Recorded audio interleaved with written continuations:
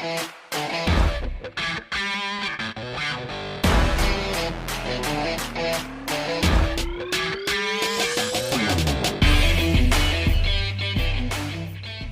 right, here we go again. Welcome back, everybody, or welcome for the first time to the Second and Long Football Podcast. My name is Gabe, and I'm joined by my co-host Joe. Joe, how you doing today? I'm doing pretty good. I'm in a really good mood. It's just been a good past week, and I'm excited to get going. Ready to get into it? Yeah, a lot of got some good NFL news. Obviously, not as crazy as it was when we first started with all the free agency stuff, but I feel like there's a lot of interesting headlines out there, kind of all over the place. We got free agents, we just got teams drama going on, so a lot of interesting things happening right now pre-draft in the NFL. Yeah, I honestly wouldn't expect the free agency to ever get that crazy again. I'll probably be proven wrong and have to eat those words, but so be it for the time being. We still got some good stuff. I got some pretty good opinions on some of this stuff, so I'm ready to just let's start digging in. Let's do what we do. So like I said, this is just going to be kind of more news based, just our reactions on the NFL. So we first want to start off with there's a lot of stuff going on with the Browns, isn't there? Too much. There's too much. I remember a couple of years ago, they were just never in the spotlight, or they were because they were absolutely garbage. So it's interesting to see them now, as some people consider them like playoff ready. But now it's drama. I don't know how this team's going to look when the actual season starts, but we just got to get through this offseason first. Right? I mean, you never like all the drama in the offseason, so there's a lot of controversy surrounding Deshaun Watson, and you were hoping that was the end of it, but no, there's more. There's now apparently reports saying that the Browns intentionally lost games back in 2016 and 2017, which is kind of funny to me. You think Deshaun Kaiser like accidentally lost games? No, it was like, no, that was him trying his best. I promise that if you were watching football back then and you were watching what the Browns were doing, no, they were just terrible. It was in and out, just horror. So that's my opinion there. It was no accident. It was not intentional, I should say, that they didn't mean to lose those games. That was not a team that could physically win in my humble opinion. Yeah, and you bring up Deshaun Kaiser specifically, and yeah, I agree. I don't understand why Deshaun, but why would he's definitely not trying to go out there and lose games, because clearly ever since his one season he had starting for Cleveland, he has not had another chance in the NFL at all. So you think he would have known that and gone out there and actually tried, which I obviously believe that's what he did do. And so I think these rumors are kind of ridiculous. The NFL is investigating. I mean, I feel like whenever the NFL investigates something, like, not much happens really. Like, I don't even know what the punishment would be for the Browns if this were to actually come out to be true. Who do you go after for it? And also, I actually have one more interesting point. Think about those Browns teams from 2016, 2017. How many do you know? How many are still actively in the league outside of, like, I don't know, was Joe Schobert? Maybe like Joel Bitonio was still on the team, I think, maybe. Who? Joel Bitonio. Ah, yeah. Well, I guess, but how much impact does a left guard have? Yeah, exactly. Just one. Yeah, especially on that defense, too. I can honestly not think of anyone on that defense. The only players I can think of are the offensive linemen that they had, because they actually had a somewhat decent offensive line. But I mean, Isaiah Crowell, I guess, not in the league anymore. So to go with your point. So there you go. There, yeah. I don't think that was a team that was exactly trying to win. When your number one's Corey Coleman, it's no. That wasn't on purpose that they were trying to lose. It was, you started Corey Coleman. So, I don't know. Maybe. Wasn't that when RG3 was starting for the Browns? I think that was, that might have been 2017. That might have been when he was there. But I think 2017 was Deshaun Kaiser, but 2016 was RG3 coming off his injury. Oh, man. What's the difference? They were really terrible. They were both just awful. So, I don't see much of a difference there. Yeah, but speaking of the Browns, I would say good news is that they extended their cornerback Denzel Ward. What was it, $5 million, $100, or $100? Yes, $100 million. Yes. No. Go back. They're paying him a crisp $20 bill for every season. So he gets like, what is that, like, I don't know, $1.50 every game.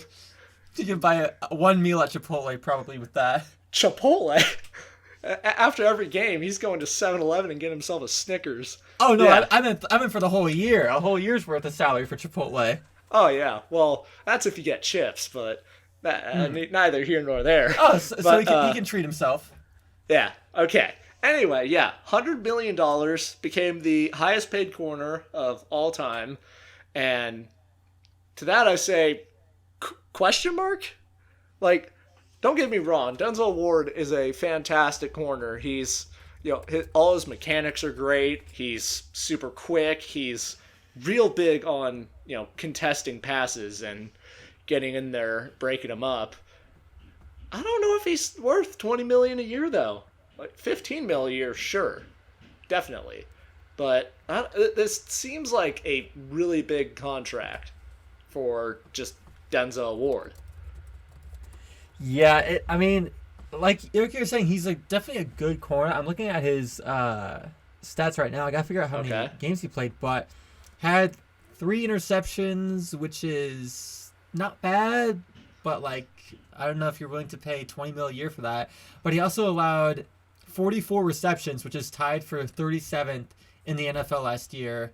And he's also targeted the 37th amount of times. So, about even there.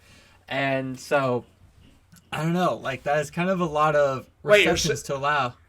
You're saying he's targeted the 37th most? Like, near the back of the pack there? Because if that is the case, that tells me that, he doesn't have a lot of interceptions, sure. And he allows a good amount of, receptions, but I don't know if he's not getting targeted a lot, then that would tell me that he's just locking people down so much that quarterbacks don't even look his way. So with that stat, are you saying that they're targeting him the 37th most, like they're targeting him a ton, or are you saying that they aren't really looking his way? It must be the 37th least amount, so looking the other way. But the thing is, you are targeted 71 times, and out of those 71 times, you allow 44 receptions, which is about 60% of targets are equating to receptions. Then, it could just be like the quarterbacks that when they do throw his way, they actually just give him a really good ball, and so it's possibly indefensible. But still, if you're paying that many times. Yeah, 60% is a good amount to allow someone to receive a reception on you. And I don't know. And PFF, he's graded at a 76.9, which according to the grading scale is about a quality starter. So he wasn't graded in the elite or above starter range. So I don't know. I like the contract because I think it's important to keep Denzel Ward around for your team. But it is a lot of money to be paying someone like Denzel Ward. Well, what that contract sort of this is what it told me when I saw it. I saw a notification pop up. I saw he got a gigantic contract. First thought, oh, Baker's gone. There's just no way that they can keep him now, especially in the long term. Like, you have Deshaun Watson to pay. You have you're now paying Denzel Ward, the house, including the kitchen sink. You're paying Baker Mayfield. And you're going to be paying David Njoku, top 10 tight end money. And not to mention Myles Garrett. You're paying a lot of people a good amount of money. So that's telling me, they're probably going to start looking to make some space soon. And you got an elephant in the room to take care of, in my eyes. Yes, one big outlier. And so, yeah, I think I agree. Definitely after they extend Denzel Ward, I think it's now a lot more likely that they actually are going to have to release Baker, because I think that kind of with other teams monitoring the Baker situation, I think that gives them a lot more leverage into the deal that they can make, because they kind of know they're not going to keep him one way or the other. So either you can throw a small like 5th round pick at him, or you can just wait for him to get released, because that kind of seems imminent at this point. Right. And yeah, I mean, with the contract that Baker has, I can't really see him getting traded and any team really wanting to take that right now. But I don't know. Definitely, I am definitely thinking that he's probably going to get released, because I'm sure you heard about what he said on the You Know What I Mean podcast, where he said, like, yeah, the Browns told me one thing and did something else. To me, sounds like the Browns talk to Baker in symbols. They don't actually say words to him very often. So this to me is sort of like it's like a backhand. Just like it's not happening. You're gone. Yeah, I remember when those reports came out of him on the podcast and what he was saying, and I mean, one thing that obviously interested me is that he said that his most likely option is going to go to Seattle, which is something we can talk about, because that's something I'm still not sure if I want him in Seattle or not. I think if you throw a late round pick at him, I think he's worth a shot, but I'm also still not 100% sold on that. I guess it depends on what the Seahawks do for the rest of the draft, on if they draft a quarterback. But going back to what he said, yeah, it's interesting how he's coming out. I mean, I respect it, honestly, for him to come out and say like what he's saying, because a lot of times players might have this fear not to say what's on their minds, and so and it's not like what he said was all that bad. I don't think he was trying to throw anyone under the bus. I think he's just kind of trying to tell his side of the story, to be honest. Well, yeah, and he doesn't really have a lot of other outlets to do that. And, you see a lot of people doing that nowadays, that they have something to say, but they really don't have any outlets. So podcast it is. Like, I feel like I have a good political example, but we'll roll with it anyway. I don't know if you remember, I think it was like, I don't know, about a month ago, something like that. I think Donald Trump went on a podcast, which blew my mind, for one, that that they got a former president to just go on a podcast on YouTube. But right now, a guy like him, he doesn't have too many other outlets to speak his mind, and well, neither does Baker. So you get on there, people are gonna listen. So it worked for Baker. I think he got his message across. He wasn't disrespectful, in my opinion, to the Browns. He just said what's been going on. So I like it, but I don't know if this was the right time for him to do that. Would there have been a right time for him to do that, you think? To say what he said, maybe not. So I guess that was just his, decision to say that. But what's done is done. He said it. The Browns know how he feels and how what his thoughts on the organization are. So, like I said, what's been done is done. Yeah, there clearly seems to be some sort of gap in communication. I mean, on both ends. Like, Baker, straight up said that he was told one thing and then they did something else, so there's a lack of communication there. And then he also feels the need to come out on a podcast to kind of let everyone know what happened. So clearly there's some sort of rift between the Browns and the former number 1 overall pick in Baker Mayfield. But I definitely do think he deserves another shot in the NFL. And so it's kind of weird. He also, I saw this report where someone was saying that the Panthers are monitoring the Baker Mayfield situation, and then Robbie Anderson comments on it. I think he just said Jesus no. Christ. Yeah, it was just a really long no.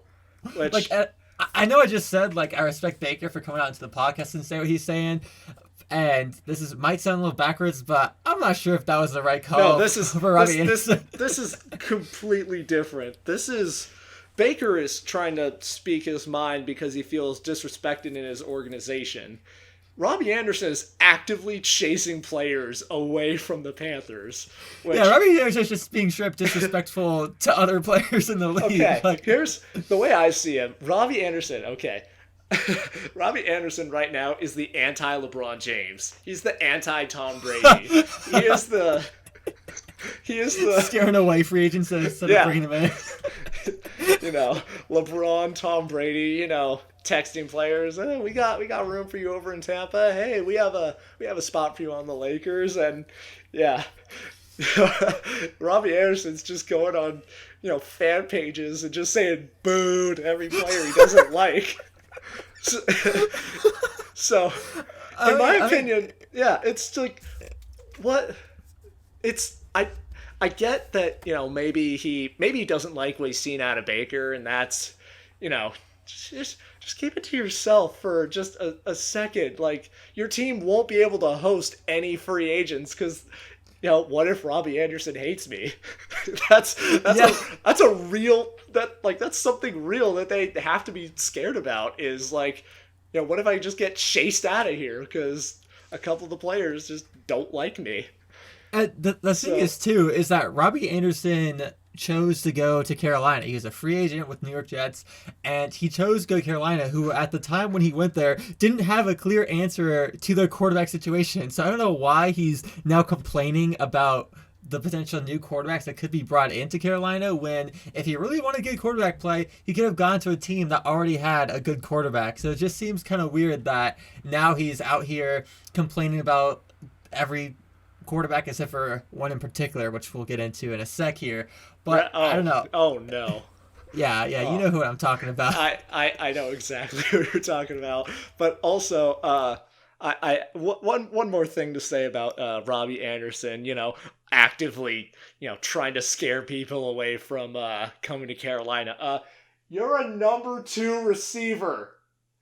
He is not even the number 1 on his own team, and he's trying to, have influence on how the Panthers run free agency. Like how would you feel like in, let's go back to Cleveland for a second. What if Donovan Peoples-Jones just started saying nah on, free agent rumors for the Browns? I mean, it in all reality, it doesn't have a ton of impact, but you're still take Baker. What if they sign him? What if the Panthers, the Browns cut him and the Panthers sign him? How awkward would that first practice be? You just see Robbie Anderson in line about to take a pass from Baker Mayfield, and they're just looking at each other. Because they know. Baker knows that Robbie Anderson just despises him. So I don't understand why Baker ends up with all this drama with wide receivers. I mean, there's clearly some sort of something going on between him and Odell, and now Robbie Anderson, who hasn't even played with before. Yeah, he's not even on the same team. I mean, him and Jarvis always were fine, right? They were always just okay. There's some reports that Jarvis might go back to Cleveland, so... Yeah, which would be good, I think. Jarvis is super talented, and he's been there forever, so I don't see why not. But, God, what are you doing, Robbie? That's your team. And I think the best part about all of this is then right after the Baker Mayfield report, there was a report that Colin Kaepernick might be working out with the Panthers and potentially might even get signed. Stop. And here we go. Robbie Anderson decides to speak his mind, and guess what? He's all for it. Yeah, of course he is. Of course he is. Not just your classic Baker hater.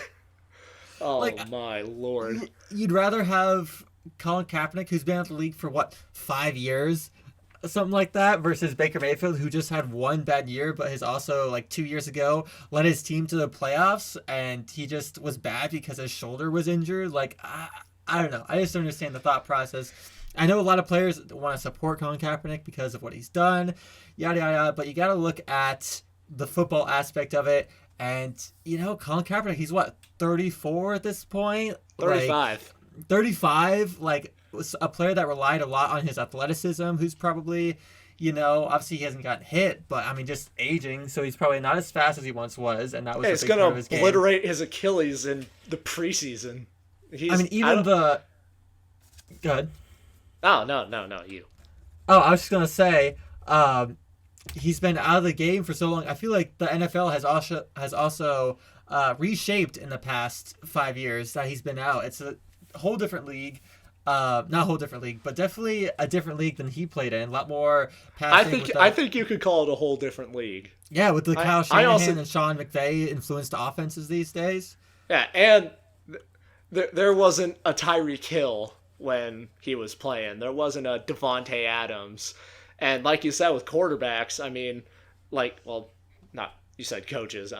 What is my brain doing? But like with quarterbacks, Mahomes wasn't even playing when Colin left the league. There was no Justin Herbert. There was no young athletes with cannon arms that can run. No Josh Allen, no Deshaun Watson, no exactly. Joe Burrow. Because back then, that's, back in 2011 through, 2013, 14 about, that was him. That's pretty much what Colin was. He was a dude with a cannon arm that could run. And I promise he's not that. I promise he's not that. Even if he got back into the same shape that he was in 2016 when he left the league, that's not the same shape you have to be in now. The league is evolving every year, little by little. And with it, when you leave a gap that big, I don't know if he can catch up because he has no frame of reference. He doesn't know how athletic and talented these players are. Like, the defensive ends got better, the quarterbacks got better, and because they both got better at around the same trajectory, it looks the same to him. It doesn't look any different when in all reality he's not there anymore. Yeah, and you also got to consider what if he does go to Carolina, for example. Carolina had a bottom-tier offensive line last year, so he's not going to have this fantastic surrounding system. Now they have Christian McCaffrey, DJ Moore, Robbie Anderson. No. So yeah, you got a decent receiving core and help there, but the tight end's not great. They signed Ian Thomas to this whack deal where he's getting $8 million a year, even though he's not the starting caliber tight end, and you just don't have a great offensive line. So I just don't understand if Colin Kaepernick, even if the team wanted Colin Kaepernick, I don't understand in what world would that work out, in my opinion. Right. And then didn't Colin Kaepernick, I feel like he got injured near the end of his time with San Francisco. I want to say he definitely had a couple injuries. Hurt.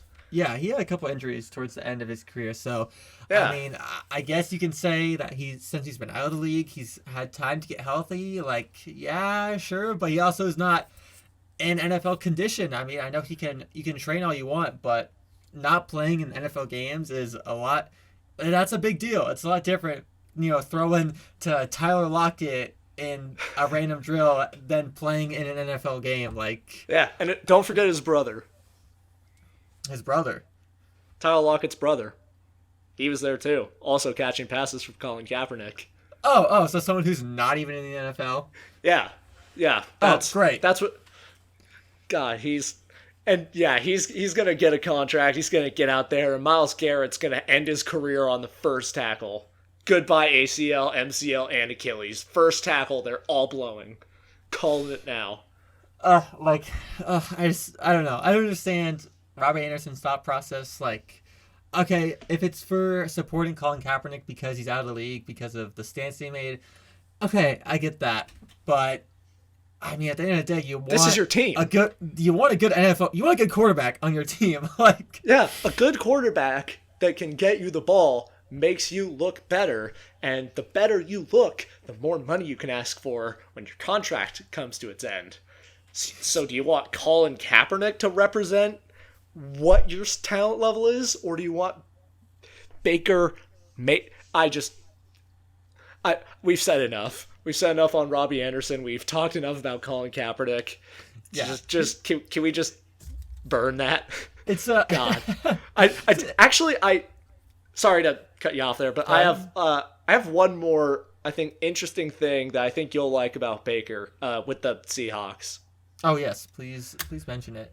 My opinion, I thought of this today, just as I was thinking about, Baker, his contract situation, everything going on in Seattle with their big question mark at quarterback, because let's be honest, there is a question mark, a giant Massive. question mark. Massive. I am thinking that the Seahawks, at a minimum, will wait until after the draft. Nothing's going to happen before the draft happens, because I think the Seahawks want to see if they can get Malik Willis. They want to see if he's going to fall to 9. If he doesn't fall to 9, then they'll probably just take best available, try to build their young core up, really, kickstart their rebuild with some good picks, and then once that's done, then go out and get Baker. But I think if they get Malik Willis, I think they'll completely back out of Baker and that they just won't touch it with a 10-foot pole. Yeah, not even Malik Willis too, but there are a lot of other quarterbacks that are interesting, especially with that 40th overall pick. If Sam Howell falls to that 40th overall pick, even it seems like now Desmond Ridder isn't going to fall that far, but maybe even if somehow Matt Corral falls that far, I think that's also something you got to consider too, is maybe you do take one of those young guys, whether it be Willis, Pickett, Corral, Howell, Ridder, and you let them potentially sit for a year or even compete for the starting job.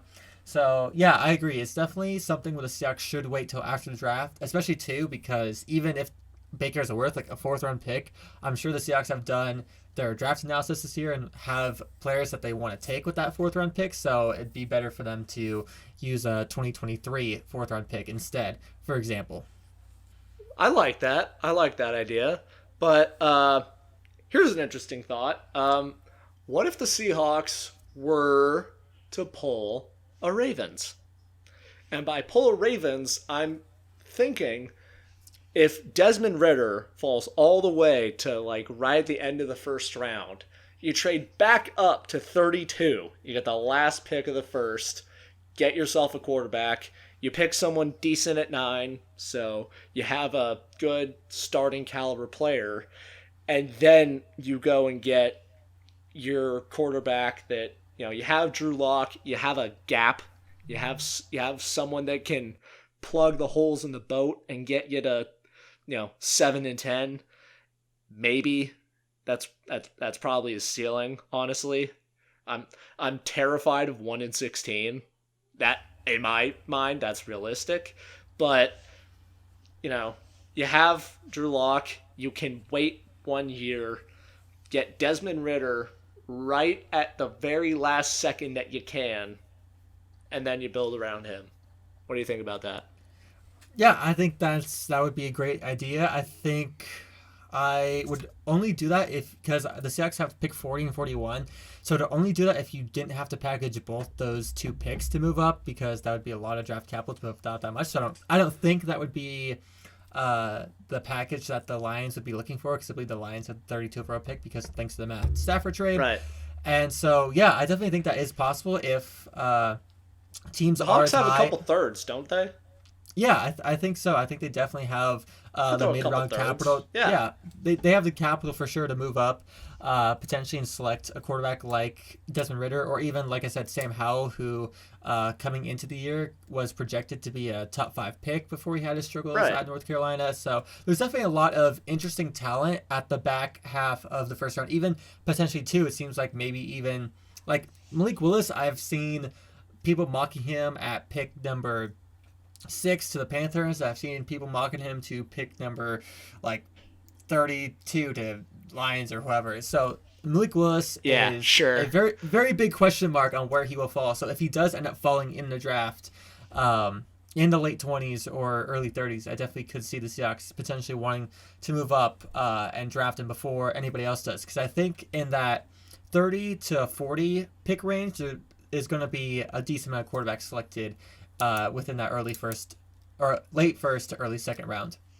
Right. And I mean, hey, with Sam Howell, I honestly think you could probably wait until 40. I can't picture him being, anywhere in the 30s really, but and besides you have 2 back-to-back, you can, take best player available or maybe get a lineman at 40, and then get yourself Howell at 41 since you have both of those. But I can think of one other quarterback that really struggled in his last year, dropped his draft stock pretty far from where he was going to be, and then ended up having fantastic success in the NFL. Can you think of who I'm thinking about? Oh man.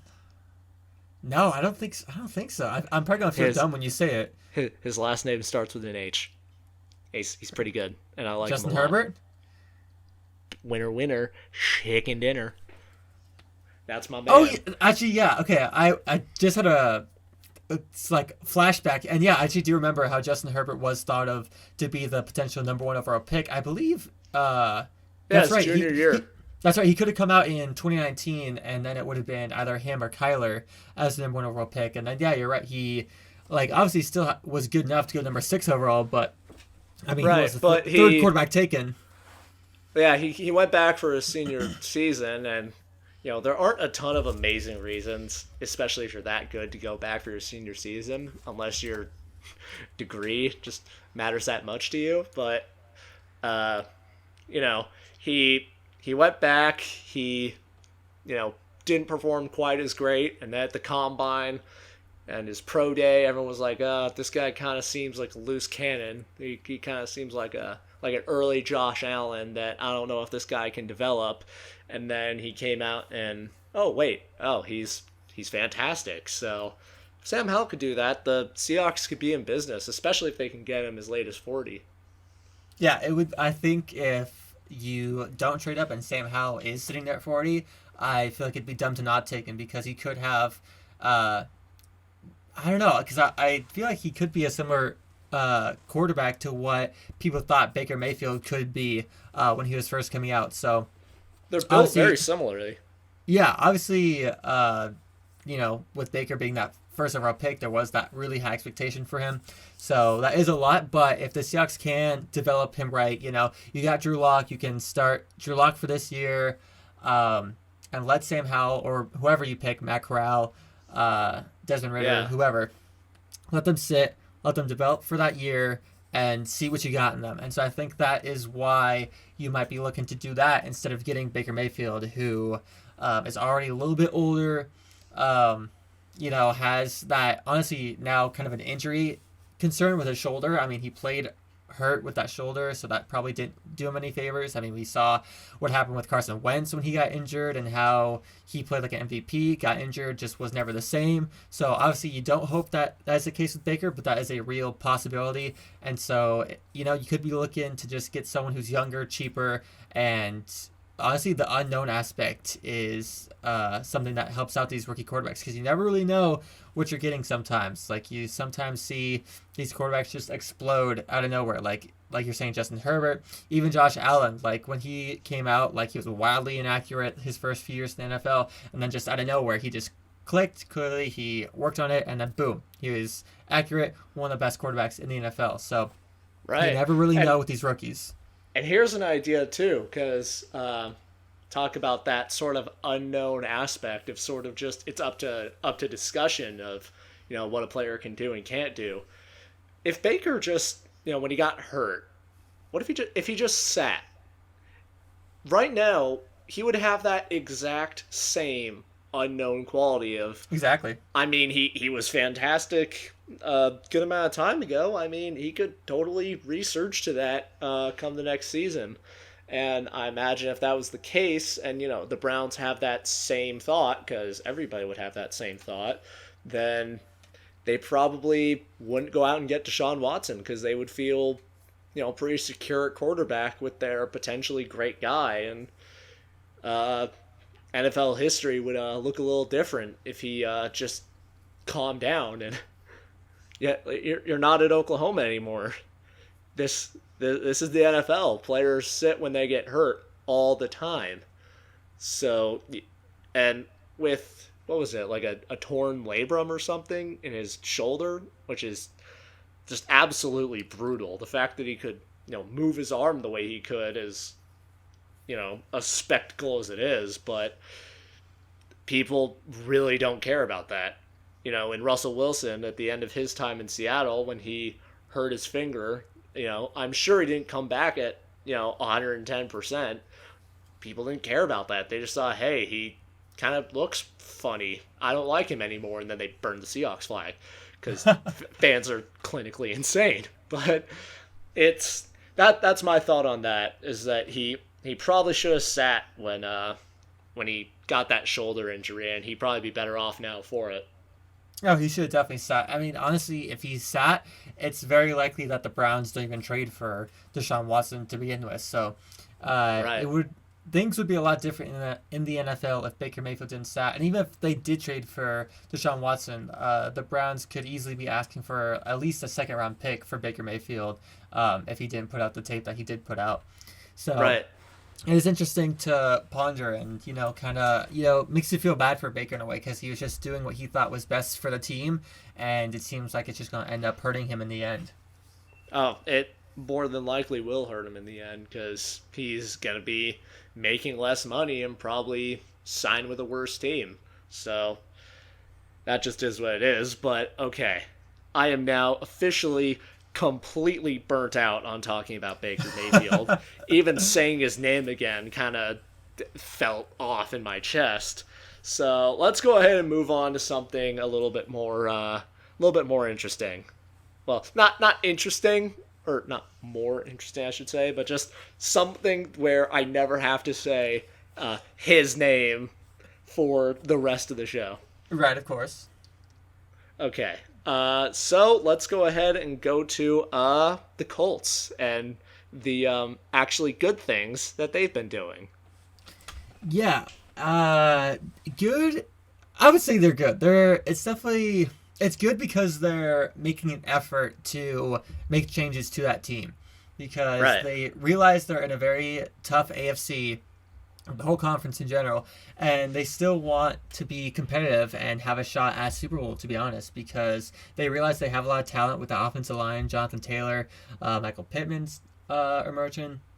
They got a good young defense with Darius Leonard, Kwity Paye, DeForest Buckner, Kenny Moore. Now, the new addition, not young, like I mentioned, but still being Stephon Gilmore.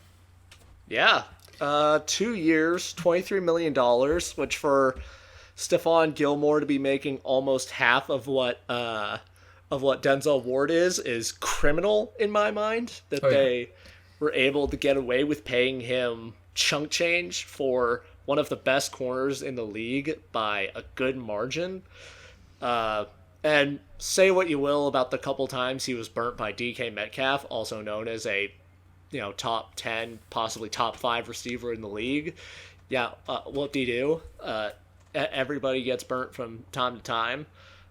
So this is still one of the best corners in the league. I just want to get that out of the way. Stephon Gilmore is one of the most talented, plays man like nobody else, even holds a candle to Jalen Ramsey in that regard, which also has been burnt many a time by DK Metcalf. So not a fantastic, piece of criteria for looking at Stephon here. He can lock up 90% of receivers in the league. And I love this for the Colts. They traded away Rock Ya-Sin for pass rusher Yannick Ngakoue, and they essentially just replaced Rock Ya-Sin with Stephon frickin' Gilmore. I love this signing. I think it works perfectly for what they want to do.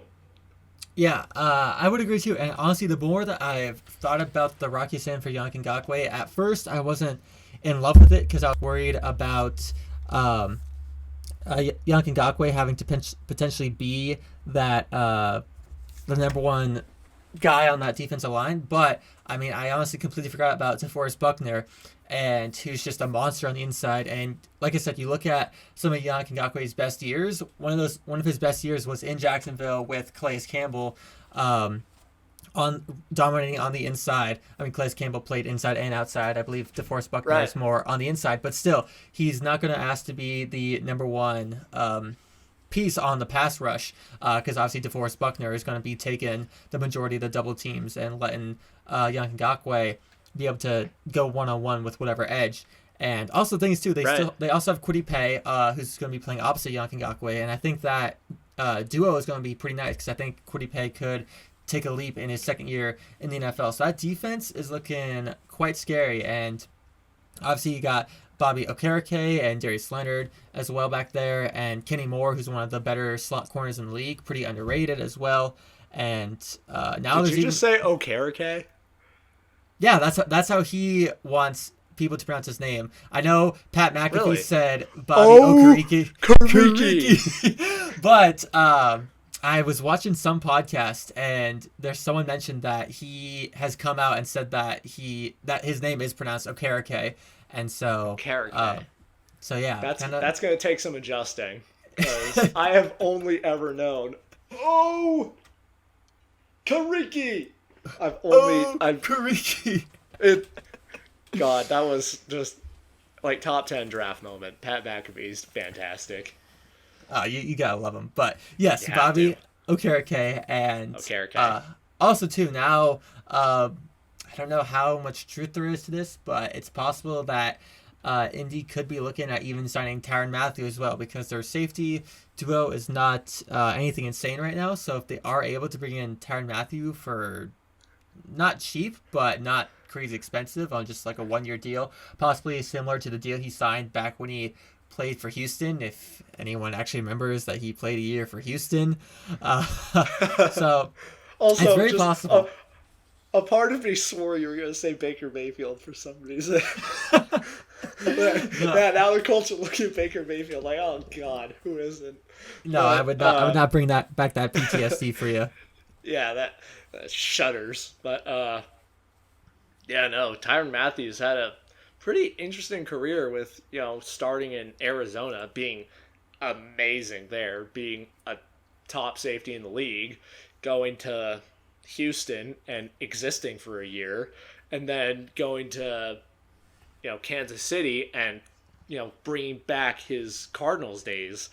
And yeah, I still feel like whoever's going to get him is still going to get a really talented safety, even though I've heard a lot of people saying that he's not what he once was. He still has played at a pretty high level for a really long time, so he doesn't need to be what he once was, because what he once was one of the best safeties in the league. So even if he's not what he once was, and he still has potential to be a top 10 safety in the league instead of a top 3 safety in the league. So you'll still definitely take that. Yeah, so a bum. Yeah, he's not top 3 anymore? Don't even bother signing him to a 1-year, $5 million contract. Why waste your time? Give Stephon Gilmore all the money. But yeah, speaking of that, I think what Chris Ballard is doing down there in Indianapolis is honestly pretty great. I think Chris Ballard is one of I'd probably put him as a top 5 GM in the league. I think he's someone that not many people talk about as much when they talk about GMs, but I think what he's doing now, obviously people want to look at the whole Carson Wentz situation and be like, oh, well, that was a horrible, situation there. But I mean, right. Well, that wasn't Chris Ballard not like him, wasn't it? I remember it being the owner just hated Carson Wentz. Yeah. Jim Irsay, I believe is the owner's name. Jim Irsay, that's it. Yeah, he definitely wants to get rid of Carson, and so and honestly, I think if you look back on paper, that trade was really good because Carson Wentz. They made it so if Carson Wentz did get injured, like there were concerns about, they would only have to give a second-round pick because he wouldn't play as many snaps. They ended up having to give a first-round pick at the end, but it was honestly a worthwhile experiment because if it did work out, Carson Wentz being reunited with Frank Wright, we could have seen potentially that MVP Carson Wentz. Now, sadly, that is not what we saw, so Colts end up giving... Unfortunate, but yeah, so it goes. He's gone. You have the fantastic quarterback in Matt Ryan. Fantastic might be a little too much. I don't know. This is still a guy that I was even talking to someone today that, 2016, he won MVP. So he's been the best in the league before, and he still plays at a pretty high level despite not being as mobile as the best guys that we know today. And I feel like that's a really good offense for him to be in, even though they're, you don't have the most talented receivers in the world. You're playing behind a good line. You have a fantastic running back, which honestly, Matt Ryan was at his best when he was playing with Devontae Freeman when he was in his prime. And now he's playing with someone pretty similar, whatnot. Then you give him Cordell Patterson to do it all. He still did pretty well, even with him. So I'm really interested to see how it works down there in Indy. Yeah, a lot of people kind of just forgot about Matt Ryan because he's playing that crappy Atlanta Falcons team. He still put up decent enough numbers though for being how old he is, and I think he's just definitely a safer Carson Wentz because if you want to rely on Jonathan Taylor, that's absolutely fine. And the problem was they relied on Jonathan Taylor, but then the few times they did have to look at Carson Wentz and actually use their quarterback, it just did not end well. So even if he didn't feel ready. Yeah, so even if you plan on just not even using Matt Ryan that much, the little volume that he will have is going to go a long ways because he will make the best decision on each play that he's given. And like I said, he's obviously not mobile like a lot of the quarterbacks in today's league, but he doesn't have to be because they have a good enough offensive line where he's not going to have to worry about running around. Now, obviously, they need to solve their left tackle issue. I think they'll hopefully draft or sign someone. There's still a lot of options out there. And so I think Matt Ryan has potential to work out really well in Indianapolis, just being a safe option at quarterback. And he could even potentially maybe not carry that offense, but be a big factor into the success of that offense. He absolutely can be. He's proven he can be before. And sure, that was 6 years ago, but he still knows how to get it done. He's been to the Super Bowl before. Again, a big thing for me with quarterbacks is, quarterbacks that go to the Super Bowl, they know what it takes to get there, especially guys that start the entire season. I'm looking at you, Nick Foles. But he knows how to get a team there, and he's played at that really, really high level before, and maybe he can do it again in Indy. Only time will tell. Only time will tell, indeed. I think he absolutely has the physical talent still to get it done in Indianapolis. I think he was rated as one of the best deep ball throwers in the league last year, which a lot of people probably don't realize is that he can still throw the ball. He did not look like Big Ben last year, where Big Ben could not command the football down the field. Yeah, incapable. Matt Ryan is still in good football quarterback watching it shape. make me mad.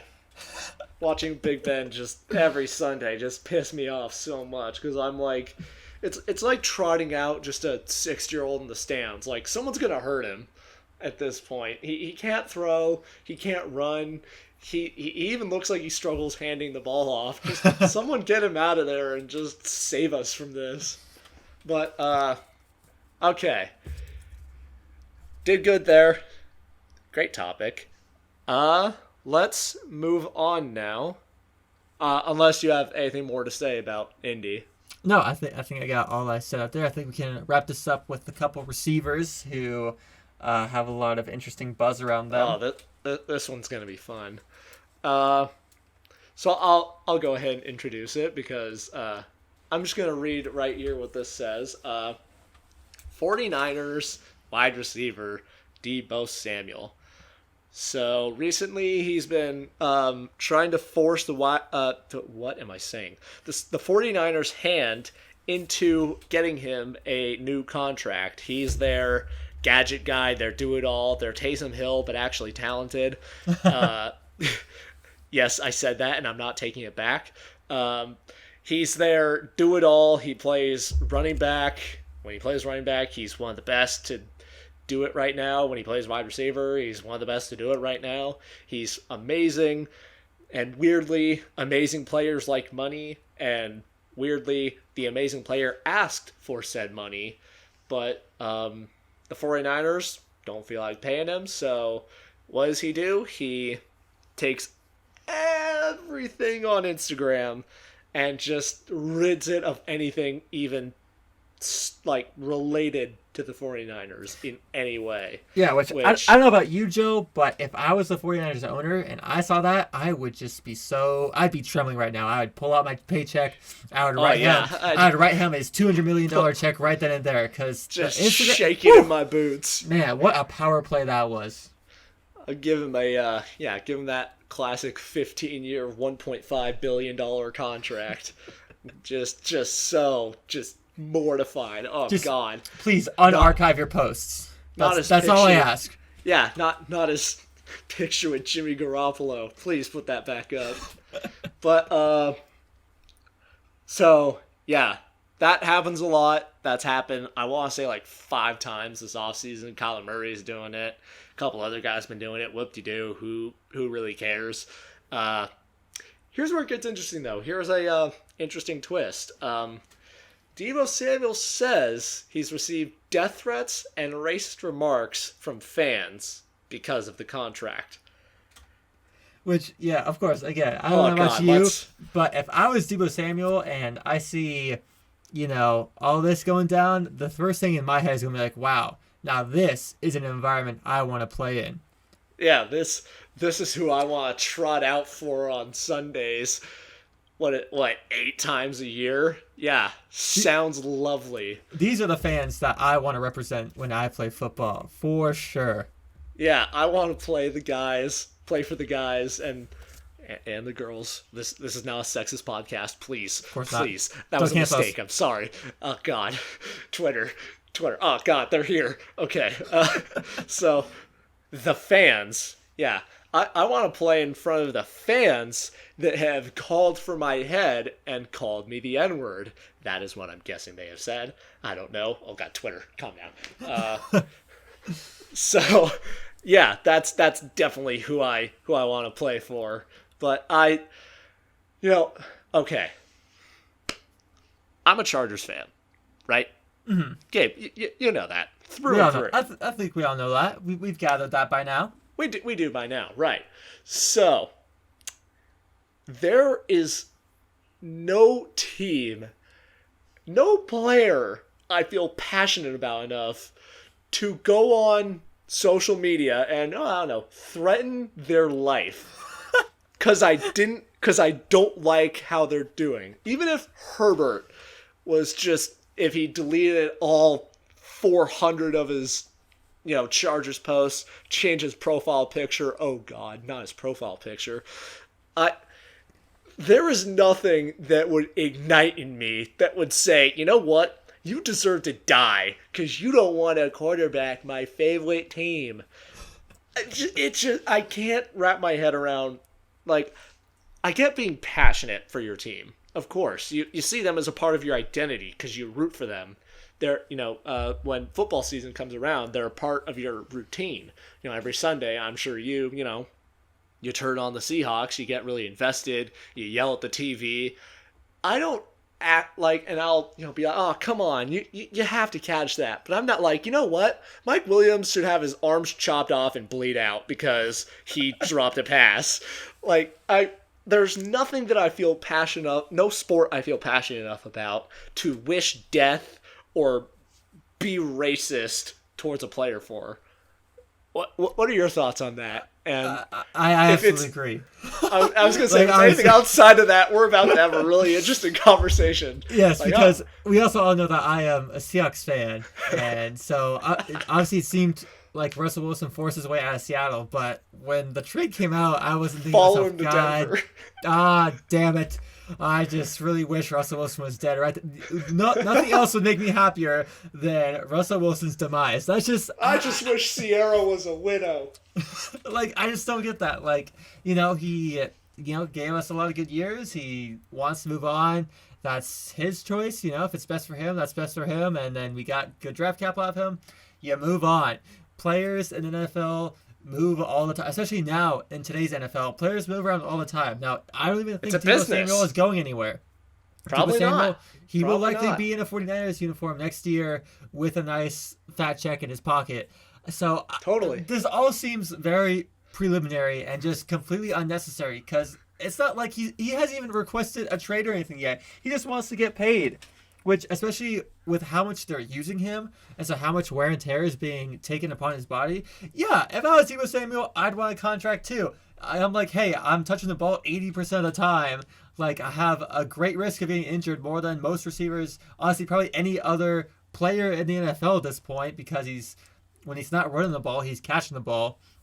And so, yeah, of course he wants to cash out now while he is at the top of his game. And so, I don't know. I understand why that's so frustrating to 49ers fans. I mean, once you get rid of Jimmy Garoppolo, you're not paying a quarterback, so you're going to be able to have the cap space to pay someone like Deebo what he's looking for. You're not paying, there's no running back on that roster that's making a huge amount of money. Like, I don't know. It just doesn't seem like something that's worth fussing over, because ideally it seems like the 49ers should be able to create that cap space to pay Deebo Samuel, 25, 27, whatever he wants.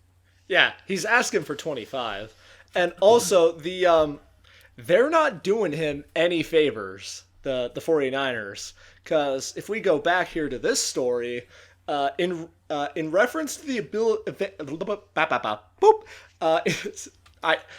when I misspeak, I just make noises. Just by the way, so if you hear that, it's just because I'm stumbling and I just finished the trip, you know. But okay. Yeah, we'll try this one more time. Okay, I can read above a 5th grade level. In reference to the availability, there we go, of star wide receiver Deebo Samuel, someone, I'm not reading that at because it's on Instagram and it's just a bunch of letters, says 49ers head coach Kyle Shanahan will listen to anyone that wants to talk trade. Quote, they are willing to trade anyone for the right price. Now, if you're Deebo Samuel, how safe do you feel after hearing that? Not super safe, but at the same time, I feel like, I don't know, 99% of the players in the league are, I mean, at the right price is a very interesting quote, because, you're trying to say, if the Chiefs called you up and said, hey, I'll trade you Patrick Mahomes for Deebo and Trey Lance, are you saying you're not going to make that deal? No, you're going to make that deal. So it's very, I don't know. It's just a very wide. It's a vague statement. It is very vague because, like I said, technically, the right price could be anything. Yeah, anyone should be available for the right price. You know, and the right price could be all 53 men on the Green Bay Packers roster. You know. Yeah, I totally see that happening. But so he wants $25 million a year, and the way that my brain wants to split that up, it's like, okay, he gets $18 million for playing wide receiver, he gets $7 million for playing running back. Sure. Yeah, he's worth about that per position he plays. And with him putting his body on the line that much, if you're a guy like Deebo, you need some kind of a safety net. Oh yeah. Like, you need something to, fall back on, because, take like Cam Newton, for example, someone that constantly put their body on the line and frankly didn't have all that tough of a body. With Deebo being even smaller, Deebo's career, I don't know if he'll be playing in a decade. He probably won't, frankly.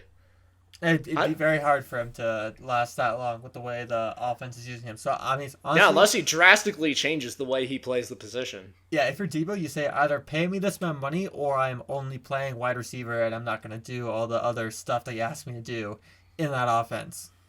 Or he's gone. Or he's gone, and then he will get used as just a wide receiver wherever else he goes, and he'll probably still make very nice money, and he'll be just as productive. He's got a family to take care of, so, and if he's gonna put his body on the line that much for, $800K a year, I would want that money too. So, frankly, I get it. I respect the fact that he's trying to do it. Do I think he should deserve to die and be berated with the N-word because he wants some money to take care of his family? I'm going to go ahead and say no to that. I know that might be a little controversial given recent events, but yeah, that's just where I am on that. I don't think he deserves to have his life ended because he likes money. That's just me. I could be wrong. And as a Seahawks fan, I love any opportunity I get to make fun of the 49ers and the 49er fans, but I mean, come on, guys. This is a new low. Come on, guys. this is a new low. Like, I mean, turning on Kaepernick a couple of years ago, sure, I guess I can kind of see, if you really understood his position, then, you're more, I feel like it's more 50-50, but a lot of people, they read the headline, and then they make their opinion based off that. But, even then, it's like, sure, I could still see that. The beration they got after they lost the Super Bowl. And now you're telling your number one wide receiver that he doesn't deserve life because he wants a little bit more security. I just can't get behind you. I can't support the fans, and it makes it harder to even attempt to support the team, because that's just who roots for you. And I mean, I know I'm one to talk freaking LA, just I can be all high and mighty because me and these four guys back here, all five of us, we're cheering louder than anybody. But 49ers. 49ers indeed. 49ers. Good Lord. Yeah, it's something, but I don't know. It just I know that's complete and utter insanity. Deebo, I wish you the best. I hope you get paid. I don't hope you die. That's what I'll say. I feel like we could say that really about Baker Mayfield. I hope they let you go. I hope they let you seek a new contract with a new team. I don't think you deserve to die. Despite me not loving saying your name because I've said it 15 times in this show, that doesn't mean I think you should be called a cracker. But that's just me. I could be totally, off base. I could be totally wrong about that, but it's just me.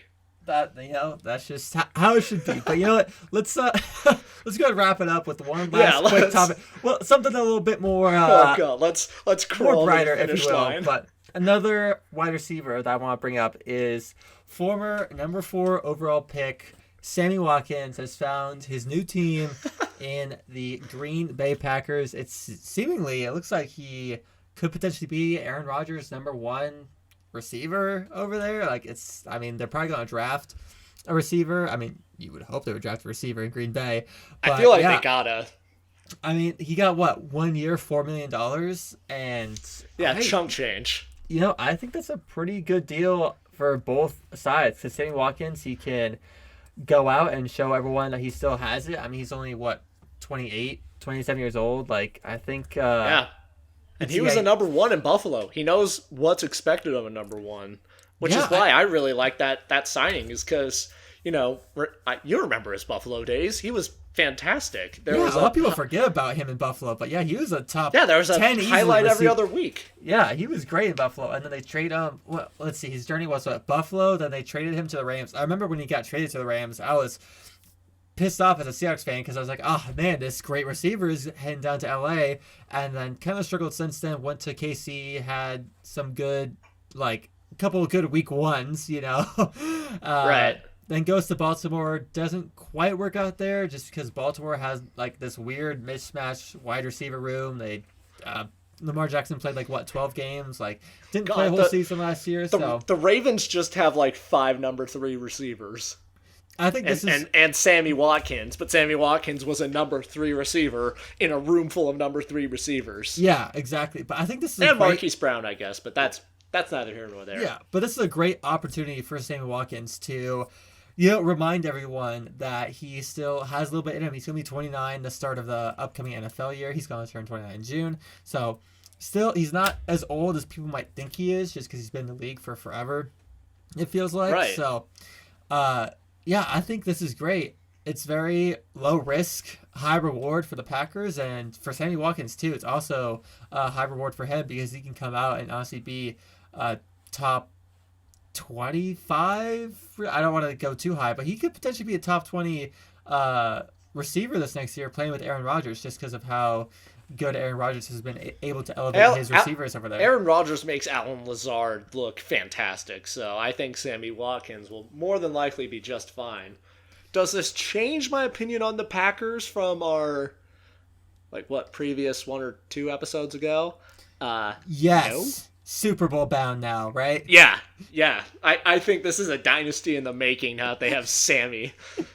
But honestly, if they draft a receiver too, if they get Jameson Williams, or even, I've heard a lot, out of nowhere, I've pretty much never heard of Drake London, but it seems like he's now the number 1 overall pick out of nowhere.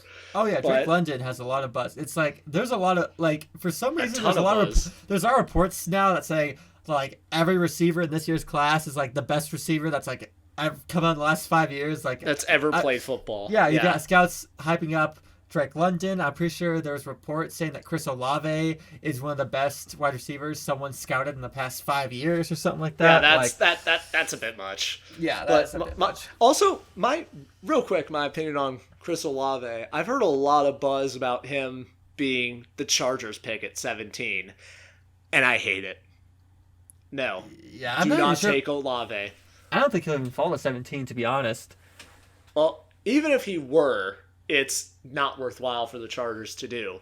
Last year in the draft, we got receiver Joshua Palmer, who is wildly talented. He's really good at basketball.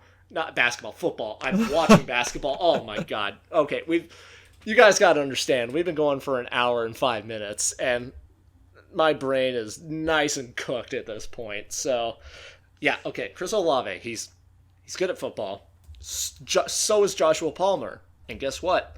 We already have him.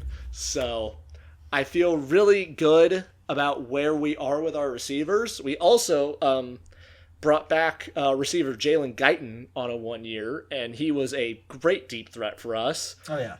We have all our holes at receiver filled. I like where we are. All our guys are going to be progressing. We do not need Chris Olave at this point. Go out and get Jordan Davis. You know, one of my friends who's really big into offensive and defensive linemen watched the film of offensive tackle Trevor Penning, and he said what a lot of people are now starting to say is that he's really more and more looking like a bust. Really? So you're saying stay away from Trevor Penning? Yes. I'm saying stay away from Trevor Penning and stay away from Chris Olave. I've seen a lot of people... Chris Olave because we don't need him. And okay, go. I was just going to say, I've seen a lot of people talk about Trevor Penning to the Seahawks at 9, which I completely disagree with because I think he's a... potentially that's awful. Would be in the 20s. I think if you really want Trevor Penning, you want to take him in the 20s. In NFL draft history, and Ryan Leaf is a human being. So here's the problem with Trevor Penning. In his time at Northern Iowa, who's in my college's division, by the way, we played them in the playoffs and we beat them. Just throwing that out there. So one thing I was told about... Hold on. Why don't you go ahead, give them a shout out, let people know what's up. Eastern Washington University. There we go. Yeah, got to get that out there. Home of Cooper Kupp. Got to let people know what's up. Okay, continue. Yeah, okay. So now that PSA is out of the way, Trevor Penning has played against Eastern. He has been a mile away from where I am right now, which I know, huge. But... from what the film says, okay, let's go for the stats first. Okay. In the FCS, not in our division, in college football last year, he was the most penalized tackle with 18 penalties through the year. And what the... Oh, go. I mean, I was going to say something that you can coach up, I guess, but that's if you have a lot of confidence in your offensive line coach, really. And here's the other point. Ready for this? Oh, yeah. Oh, you already know. I'm ready. Here's... Okay, here's what the film says about him. You know what Trevor Penning does when he gets beat on a play? Nothing? Oh, no, he does something. Oh, God, that's worse than nothing, I'd say. He takes action. You've probably seen one clip of this going around just social media, but apparently he does this very frequently. Is what he'll do is he'll grab the defender by the neck and just toss him. That is what Trevor Penning does when he gets beat. Yeah, no, that's assault. We're going into criminal charges now. What Trevor Penning does when he gets beat is hands around the neck and just hucks whoever is pass rushing him. Yeah, try that on Myles Garrett. Just tell me what he does. Tell me what he does to you. Yeah, I'll show up to your funeral. Sure. Yeah, you're not going to get away with grabbing players by the neck in the NFL. players in the NFL are already, I don't want to say like, they flop or they exaggerate a ton, because I feel like we're seeing that a little bit less now. It was pretty bad a couple of years ago, but anyway, they're already a little on edge, I guess, looking for penalties to, advance their team, whether that be the offense going backwards or forwards. You're not going to get away with choking out a defensive end. I'm telling you that right now. And I don't know how much coaching you can do to take out that just innate response that he has to show his WWE skills. Yeah, I don't know. I am definitely lower on Trevor Penning after hearing that. I mean, I've already been kind of low on Trevor Penning, but... Right, yeah. He's heavily penalized and doesn't like getting beat. And when he does, he doesn't do nice things. Yeah, so definitely not worth the pick at. What, 17 the Chargers have their pick at? 17. Yeah, yep. So I would say for the Chargers, you definitely want to go interior defensive line if Jordan Davis is down there, or right tackle. Which, in my mind, Penning. Yeah, exactly. And I believe most mocks have Jordan Davis either with the Chargers or even the pick after. I see him going to the Eagles, which that would honestly work great too. As much as I love the Chargers, I also like smart drafting. Mm-hmm. So if the Chargers happen to go with someone else that I don't despise, then sure, let Jordan Davis go to the Eagles. But I've seen him a lot in like the early to mid 20s. So we get Jordan Davis, we get someone super talented, almost a guarantee that he's going to play well. A couple of years ago we went with Jerry Tillery, and he has he hasn't performed the way we thought he was going to. So I would like to see Jordan Davis as a Charger, but definitely not Chris Olave, because we're good on receivers, and not Trevor Penning, because he's a psychopath. Hey, you better watch what you say. But you better watch what you say. He's coming after you, bro. Yeah, I guess it's a charter bus trip away. So. All right. Well, I think that's all we got today. Am I right, Joe? Anything else you need to add before we wrap this up? I think we did it. I think we did pretty good. All right. Why don't you go ahead and take us home, Joe? All right. Thank you guys all for listening. Go ahead and give us a follow over on Instagram at 2ndandLong 10. Or no, 2ndandLong podcast. Sorry. 2ndandLong podcast. And follow us on TikTok. I'm going to do that every time. Go ahead and follow us there at just 2ndandLong. And we'll be back next week with some more football. And I'm Joe. My name is Gabe. And we will see you guys in the next one. Take it easy, everyone.